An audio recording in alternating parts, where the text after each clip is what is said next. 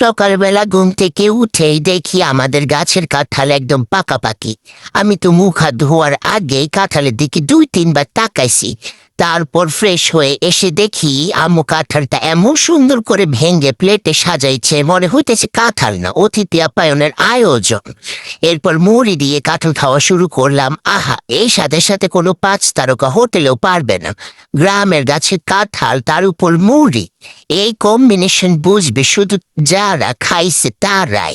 এরপর বাবুর জন্য ডিম ভাজি করতে গেলাম, কিন্তু আমরা নোয়াখালীর মানুষ, ডিম ভাজি না ডিম বাজি কই। বাবুর জন্য বানাইলেও 2-1 টুকরা নিজের মুখেও গেল।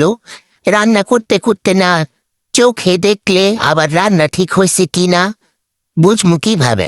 তারপর রান্নাঘরে ঢুকে দেখি আজকে এলিশি শাক রান্না হইতেছে। অনেকে আবার এইটারে মলিসের শাকও কয়। বুটের ডাল আর মাছের মাথা দিয়ে এমন সুন্দর রান্না হচ্ছে, গন্ধে মনে হইতেছে ভাত এখনই খেয়ে ফেলি। রান্নাঘরে দাঁড়াইয়ে শুধু গন্ধ নিয়ে তো পেটের ভেতর থেকে আওয়াজ আসা শুরু। এরপর দুপুরে রান্না। বাবুরে তো আগে খাওয়াইতে হবে। দেখি তরকারিতে ঝাল দেওয়ার আগেই বড় বড় কটা আলু আছে।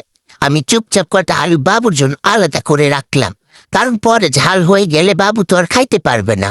আর সত্যি কথা বলতে কি, এই বড় বড় আলু দেখলে আমারও খুব লোভ লাগে। বাবুরে ভাত খাওয়াইলাম মাছ ভাজি দিয়ে একটু একটু করে। আলু মিশাইয়া খাওয়াইলে তো সে একেবারে আরামসে খায়।